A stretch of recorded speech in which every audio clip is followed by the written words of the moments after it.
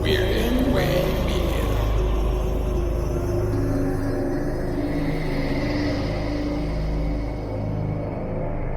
Hello, twisted humans. Do you find yourself wanting to know more about the latest murder, conspiracy, cult, or haunting? Then this is the podcast for you.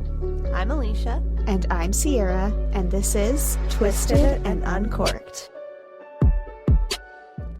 It's your episode. Oh, what is my episode? Welcome Every to week.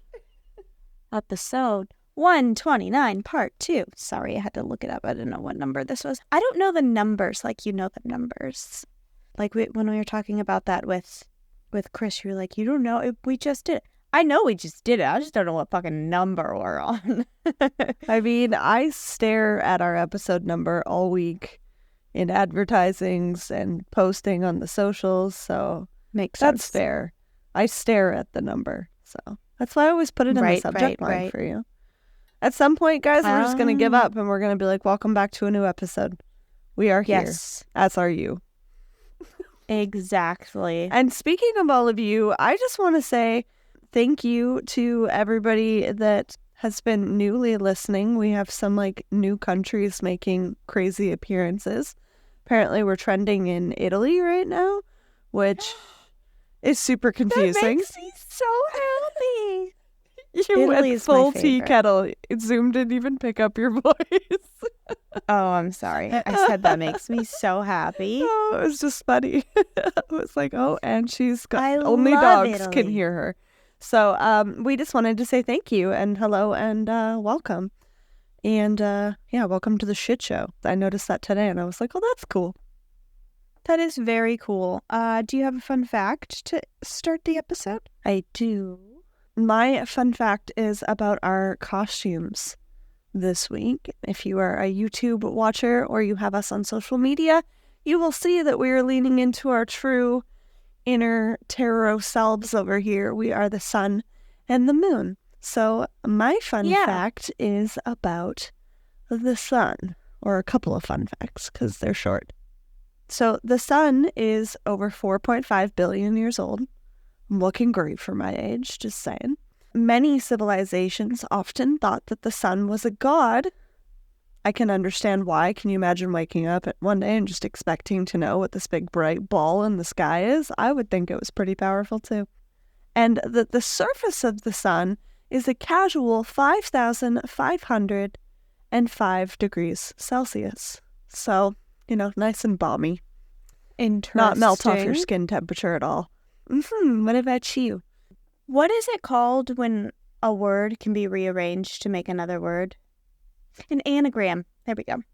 I have a couple anagrams for you that are extremely interesting. The word dormitory can be rearranged into, and so it is an anagram for, dirty room.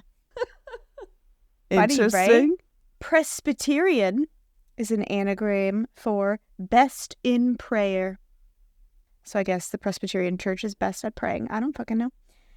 All of these make sense so far. Astronomer is an anagram for moon starer. Makes sense. Yeah. The eyes is an anagram for they see. Ooh, spooky. George Bush is an anagram for he bugs Gore, which, I guess he does bug Al Gore. I don't know. The Morse code is an anagram for here comes dots.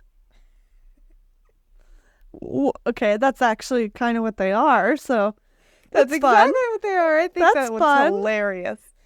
These are all accidental anagrams, by the way. I don't think they did this on purpose. Slot machines is an anagram for cash lost in me. It's true. You are losing the cash. Mother-in-law is an anagram for woman Hitler, which is mean, okay? It's funny, Not though, all because mother-in-laws how are many bad. people complain about their mother-in-laws? Right? A decimal point is an anagram for I'm a dot in place. Which it is. Okay. 11 plus 2 is an anagram for 12 plus 1. That one's super cool because they both equal the same thing. Yeah. And then Weird. this one is my favorite. It's moments like this where I feel like we're in a simulation. Like, who decided this? Right? I agree. This one is my favorite. It makes me laugh so hard. It doesn't make sense. I just love it. The Earthquakes is an anagram for that queer shake. Cute. I don't know why I find that so funny, but I think that is hilarious. Assign your own meaning accordingly, people. Exactly. I don't know what it is about Wednesdays, but they've been giving me migraines lately at work, and I'm not digging any of it. So we have a vat of water, not that I ever have a problem drinking water, and I have this week's sangria in my super fun... Mocktail. Oh, right. Yeah, sorry. I'm so used to saying sangria. My poison cup, it says unfiltered poison. The one I drank out of Nice. on Monday said witch's brew. I got them for my birthday, and they are fun. They also have been doubling as Halloween decorations, so I had to wash it quickly. Nice. But Makes sense. we had an accident before recording, and I'm not going to lie to you guys right now. Thumper is a little bit green. I have My taken a dress is photo of green. him. Oh, no! Did you have an Yeah. oopsie, too? I did. Oh, Yeah. okay. Tell me about your Yeah. oopsie. Well, mine was while I was making it. I got a new shaker thingy for my birthday. You know, that you shake the drink in, right? Yeah. So I put all the ingredients You're in completing it, and I the started bartender's set. shaking. And the top is really weird. So it has like a cap, you know, that you put on there to shake it. Yeah. But it doesn't no. like go flat against the holes. So I shook Yeah. it. I took the cap off, and Oh, it was no. full of drink. My Oh, cap. no. And it just, when I took Is it it off, because just it was blew thick? up. I guess so. Okay. Yeah, it just So I'm like, it blobbed should all go. over. Oh, no. So- What color was your dress? And this dress. Oh, it's so pretty. I just tripped over Leica, so I didn't have a fancy shaker. I'm just clumsy. Tell us about this week's mocktail. Yeah, so I used the book that Naria got us, Witch's Brew, and I was looking in the area that said Cosmic Coven because we have this cosmic theme going on. And Yes. I was tempted to send you the one that's called Solar Power, Oh, and that for would have me been to fun. do the one that's called Lunations, which is the one we're drinking. Yes. But the one that's called Solar Power, one of the ingredients is blossom water. I The wasn't fuck really sure what that does- was or how where- to get it. Yeah, where does one find blossom So- water? So I was like, oh, we'll just do this one. It's fine. Okay. So this Okay. one is called Lunations. It would have involved me in the forest picking flowers. Right. So Lunations says, many witches look to the moon for guidance, so much so that there's even a category of witches dubbed lunar witches. As the moon has a cycle of 29.5 days, within which it journeys through the light of the sun, each phase symbolizes a different point of growth. When the moon is new, it is at the beginning of its cycle, and this is the time to set a new intention. When the light grows or waxes, we look for tools to build on our intention. The full moon, which is the climax of light reflected onto its surface, is a time for a return and seeing what messages are being brought to our attention. And as the light wanes or begins to disappear, we release what didn't serve us in the attainment of our intention, and then the cycle begins again. The moon is feminine and rules intuition, and both of the following standout ingredients will have you connecting to lunar energy in no time. Cucumber is cooling and refreshing. Not refreshing. That's disgusting. That's disgusting. Cucumber is cooling and refreshing and ruled by the water element. It will inspire beauty, fertility, and healing. Hence why they use it at the spa. Makes Exactly. sense. Honeydew melon, containing many seeds within it, is known to symbolize the fertile womb of the goddess. Being used directly in moon magic, it helps to amplify abundance spells in all areas, from love to money to fertility. As you mix your cocktail, imagine the light of the moon glowing bright in the sky. Imagine its cool silver waves washing over your shoulders like a waterfall, cleansing you and opening you up to the divine feminine. Pour this same silvery energy from your shaker into your glass, and as you consume, envision a purple light emanating from your third eye and inspiring your intuition. As you drink down your concoction, awaken the divine feminine within by placing your non-dominant hand on your womb and celebrate the lunar power within. So the moon phase best for this is any occasion is coven gathering, friends night, or solo night in. And then I think all of those apply here. Your best glassware is a highball, which I don't have. Yeah, I don't have one This is what either. it looks like in the book.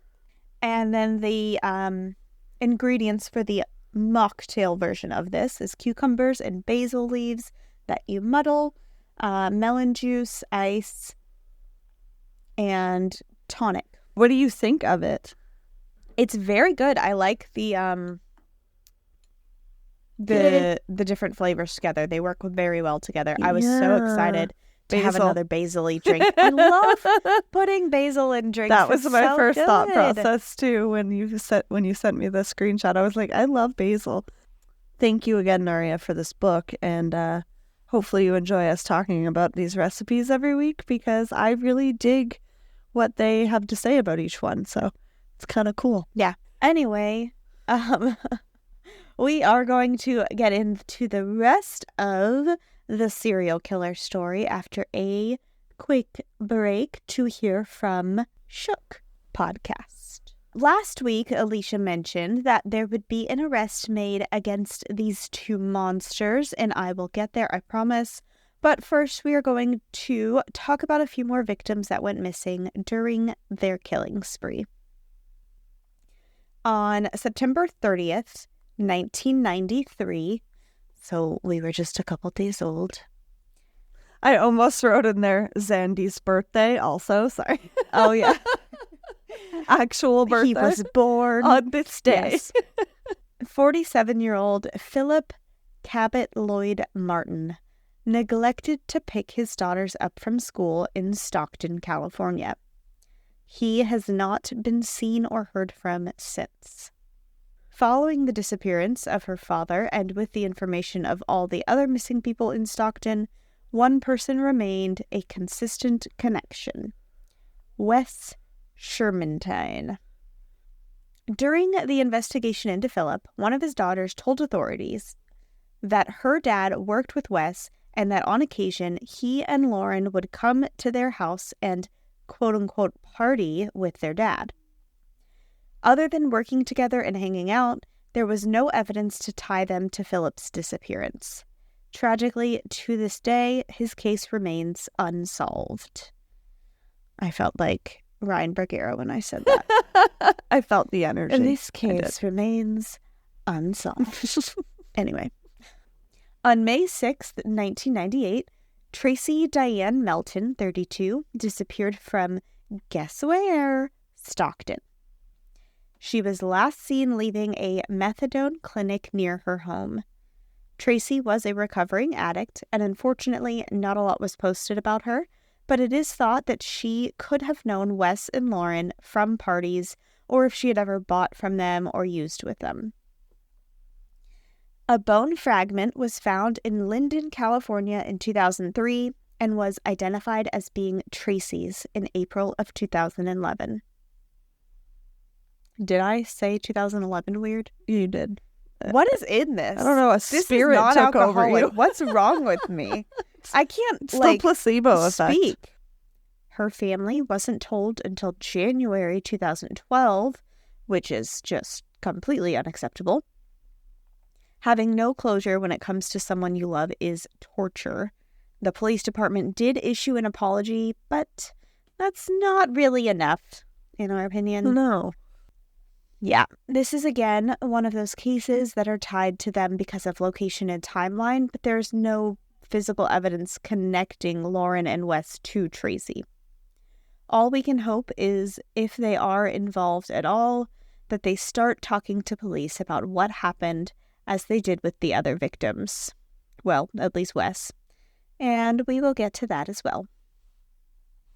In part 1, Alicia also mentioned that right around the time Wes and Loren graduated, Loren was in a relationship with a woman named Kim Vanderheiden, and that a connection would later come back.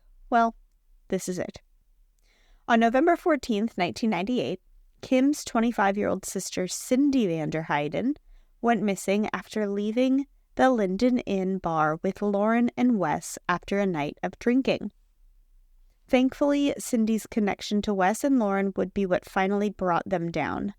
The investigation into Cindy's disappearance continued into 1999, with Wes being the prime suspect specifically.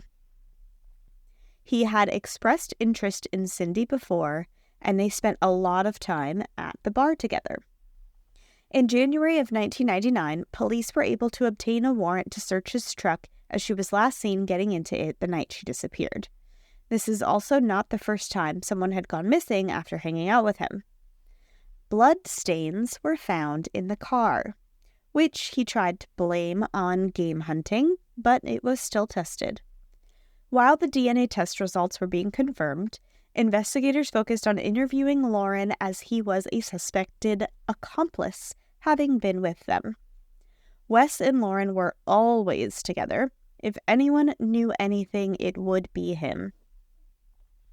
Loren ultimately divulged seriously incriminating details about the horrific crimes he had seen Wes commit over the years, all the while claiming he was afraid of Wes and didn't know what else to do but sit back and watch or help him for fear of getting hurt as well. Oh, I'm sure.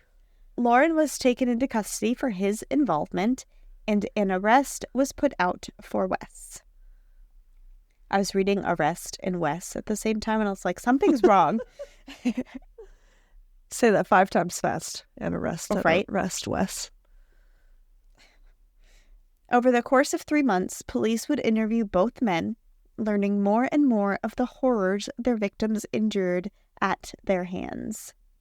Interestingly, though, Wes also blamed Loren for the crimes, stating that he was afraid of him and forced to help. Mm-mm. It is so funny how duos of criminals do this, thinking they would somehow get a less severe punishment. Yeah.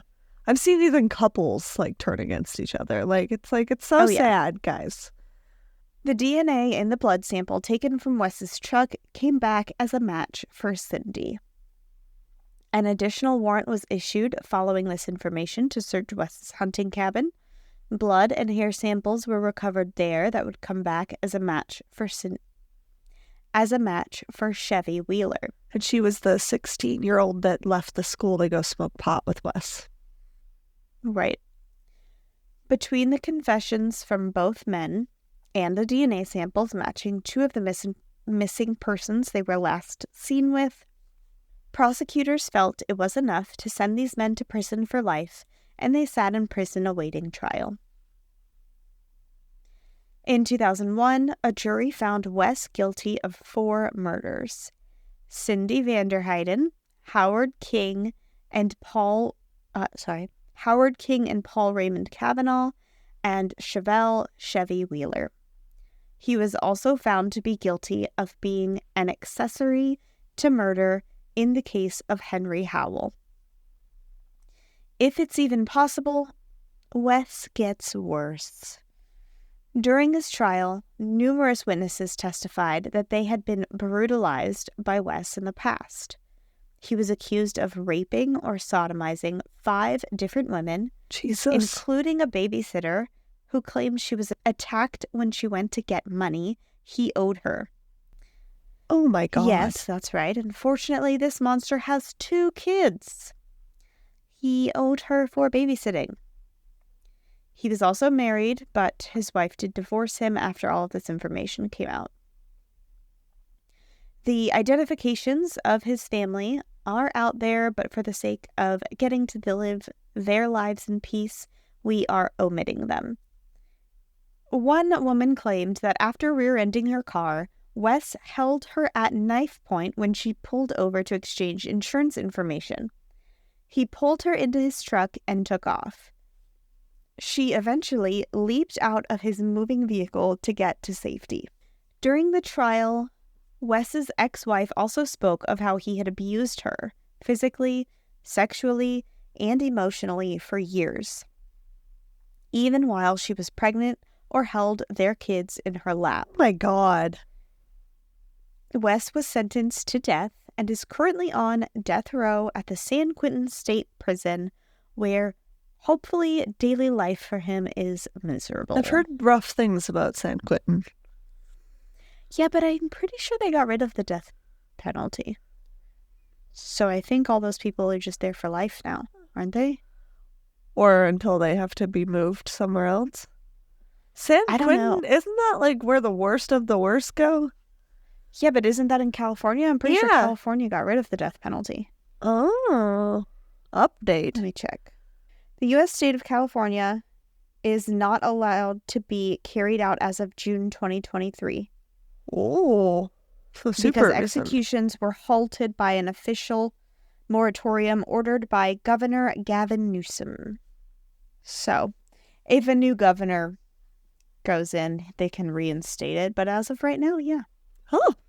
They don't have it. Weird. Well, I want to be happy about that for the sake of cases like you talked about last week or 2 weeks ago. But right. with him, not so much.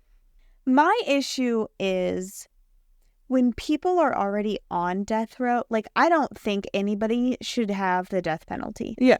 But my issue is when people are already on death row, they, like, treat them better knowing that they're about to die. You know what I mean? Yeah. Like, living on death row is a much fancier life than living in Gen Pop. And so these people who now don't have to die, which again, I'm glad for, they just get to live better Yeah. than the other people. Like, that's what weirds me out. Like, it's a weird, like, double-sided thing. Right? So, Like I don't Scott know. Peterson with his basketball hoop and his... Not, Yeah. not that we've not expressed how we feel about that. I'm just meaning he was on death row and he had some Right. luxurious moments. So, Yeah, it's weird. Anyway, terrible. Sorry, did not know that. it's okay. In 2001, during Loren's trial, a jury found him guilty of 3 counts of murder, that of Cindy Vanderheiden, Howard King, and Paul Raymond Kavanaugh.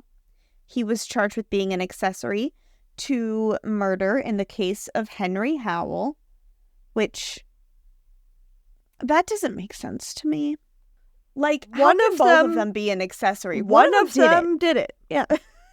But is it because But- they can't prove which whatever. one did it? Yeah. Ugh. Which he makes was no given a sense too, 70 because the other 2 guys that they killed randomly Right. parked, they could have both been an accessory to those people's murders. But Yeah. the assumption is because it was 2 and 2 that one of them was likely guilty for one. I don't know. I don't I don't know. like it. I don't like it. He was given a 78-year sentence, and this is fine. He is still going to rot in prison for the rest of his life, right? Wrong. In 2002, Loren was jumped and stabbed several times in prison by a fellow inmate, spending several days in recovery before returning to prison. Right? That's Following where we this- thought we were going to get him. No. Following this, an appeals court overturned all of Loren's convictions in August of 2004, ruling that 3 of Loren's 4 confessions were coerced from the police. In the case of Cindy Vanderheiden, a retrial was ordered. Why? However, this retrial never took place, and instead a plea bargain was reached. Loren pleaded guilty to voluntary manslaughter and providing the drugs in Cindy's case, and to being an accessory to murder with Paul Kavanaugh, Howard King, and Henry Howell, So he's taking... still refusing Mhm. to take responsibility. Loren's sentence was reduced to 14 years, with credit for the 6 years served. Oh my God. He also received an additional credit off his sentence for good behavior. This was absolutely maddening. He must have had a really good lawyer. Yeah, no kidding, eh? Loren served 11 years in prison and was up for parole in 2010. The people of Linden were extremely vocal, especially the victims' families, and opposed Loren being let out of prison. It was so bad that no California county wanted to take him for his parole. This led the California Department of Corrections to parole him to a trailer stationed outside the front gate of the prison in Lassen County in September of 2010. Can you imagine being let out of prison and having to live right outside of it? It's almost comical. Fine, you don't have the cage, but you have to live right there so Yeah. we can still watch you. Yeah, that's fucking funny.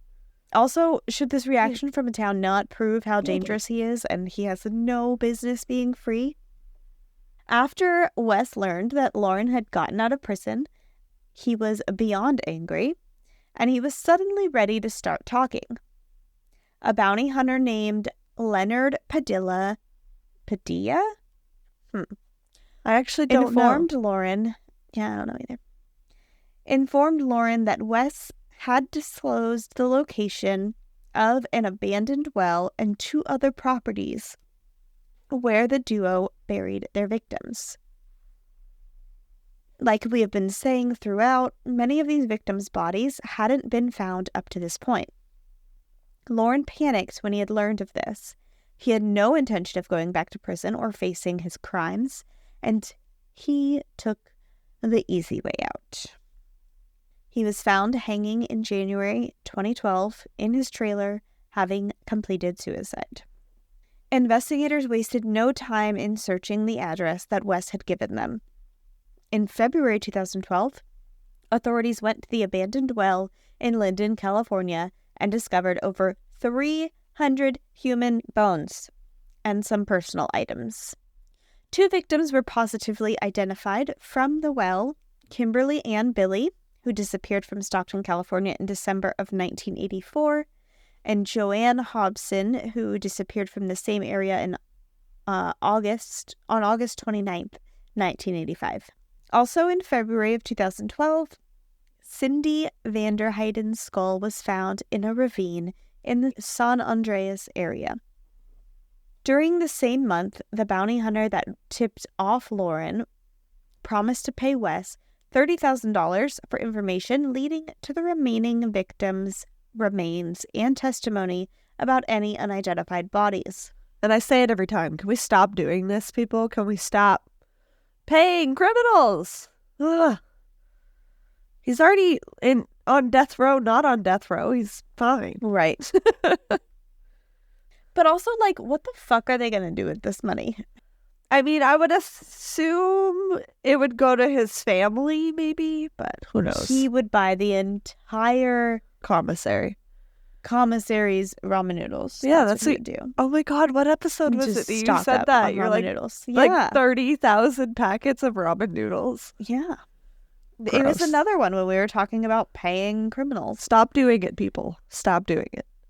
A map was drawn leading investigators to the same abandoned well where more human bone fragments were discovered in the surrounding area, bringing the total to over 1,000. The bones were tested by the California Department of Justice for DNA profiling, and the identity of the remains recovered in the well was announced to the public on March 30th, 2012. And this included an unnamed fetus. Oh. They were seeking any information that might help identify more of these people. That's so sad. 2 separate burial sites in Calaveras County were also investigated in February 2012 based on the maps that Wes had drawn. Bone fragments belonging to Cindy Vanderheiden were also recovered. No other additional remains were discovered. Leonard Padilla, not sure which one, I'm going to say both, the bounty hunter, never ended up paying Wes for the information he provided, and thus he stopped talking. Oh. Sorry, people are allowed to lie, buddy. Victims' families were very critical of the police department having let him intervene and blamed them for being negligent and stated that this was preventing these families from getting the closure they so desperately needed. They were also criticized for the use of heavy machinery at the excavation sites, stating that it likely destroyed potential evidence. But, like, how else are you supposed to dig up an abandoned well area with 1,000 bones? Get an anthropology department. We know how to do that shit. A university? Yeah, right? Yeah. They need the credits. Let's get them in there. Yeah. Genius. All right, I'm here for it. Wes had one last dig at his former partner, and possibly it was a last-ditch attempt to put more of the blame for their crimes on Loren. In August 2012, Wes wrote a letter to the Stockton Record, a local paper, in which he pointed out that his late friend looked a lot like the composite sketch of the suspect in the quote-unquote Hayward girl kidnapping. On November 19th, 1988, 9-year-old Michaela Joy Garrett was abducted in Hayward, California in broad daylight on the street corners of Mission Boulevard and Lafayette Avenue. She and her friend Katrina Rodriguez went riding on their scooters to a corner store to get candy and soda. When they left the store, they were so excited for their treats that they almost forgot their scooters there. Because 9-year-olds are adorable. They turned back to grab them, but noticed that Michaela's was missing. She noticed it in the parking lot of the store near a parked car and ran ahead to get it. When she bent to grab her scooter, a man came out of the car, threw her inside, and drove away. Katrina only looked over when she heard her friend scream and ran inside to inform the store clerk, who called the police right away. The composite sketch was created from Katrina's account. Following Wes's accusation, she commented, "I thought then and I think now he could be the kidnapper. I think there are features that look very much like the man I saw grab her." In 2015, a pair of Mary Jane shoes were discovered in the Linden Well that were very similar to the ones that Michaela Garrett was last seen wearing, but much to everyone's surprise, in December 2020, David Emery Mish was arrested after being linked to the crime through the fingerprints left on Michaela's scooter at the abduction site. Oh, right, because he moved it like an asshole.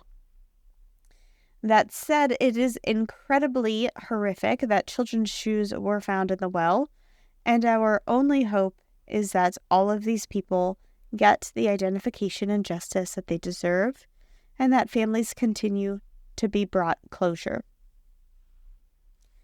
Excavations and searches are still being conducted at all 3 burial sites, and DNA continues to be tested against missing persons from the area with the help of the Doe Network and the Charlie Project, like we mentioned in part 1. We hope to be able to provide updates on these cases and identify more people as time goes on, so stay tuned. Thank you to all of our twisted humans for listening to these back-to-back heavy episodes. We're always going to end on something positive. So let's talk about what we're grateful for right now, or what's exciting in life. I am super grateful for my friend that spoiled me on a solo birthday dinner, even after helping with my birthday party. She took me to a speakeasy. We had tapas. I saw. We wore fancy outfits, and she did make me wear a crown and a birthday sash because why not? Amazing. And then we went out for dessert afterwards, and like they were like pretty close to closing, I think, but the store owner like came over and took my dessert and was like, "It's your birthday, right?" And I was like, "Yeah," and then walked away with it. I hadn't started eating it yet. And he went in the back, he wrote, like, changed the plating, wrote like happy birthday in chocolate, like zhushed it up, and then played happy birthday on the speakers. That's so sweet. In the cafe, we were literally the only ones in there. And it was just really nice. So I left him a 5-star review because he's a very sweet man and he kind of made my night. So that's Very, something very sweet. I'm grateful for, people's kindness when they don't have to be. What about you? I am grateful for our camping trip. I'm so glad we Yeah. did it. I'm so glad Bubba liked it. I love camping. I Jesse also loves saw his camping. ghost pants hat in your photos. Love it. Gotta Mhm. represent while camping. The two of us adults have always loved camping since we were little, but we've never been real camping together because we have children. And I mean, the two of us have gone camping and slept in our cars because it's kind of just Easier. easy to do that when it's just the two of us. But we've never done real camping because we have the kids, and we were always so scared that the kids would hate it. Even Bubba has always never wanted to. He's always been like, no, that's scary. Why would you sleep outside? But when we went and he was surrounded by friends and everything, he actually had a really good time. And right before bed, I was like, so what did you think? Do you like camping? Do you want to do this again? He's like, I don't know. Let's wait and see if anything happens throughout the night. I'm like, okay, let's wait. And then the next morning, I'm like, so what do we think? Are we going to go camping again? He's like, yes, I had fun. I was like, Aw, yay! I We love can him. go camping. Let's wait and see if I get murdered first, Mom, okay? Uh-huh. Oh, God. Oh, I'm glad you guys had fun. I was going to say, you should try camping in your backyard. It's fenced in. My backyard is full of bugs. Oh, fair enough. Well, roll on Anyways. out of here, guys.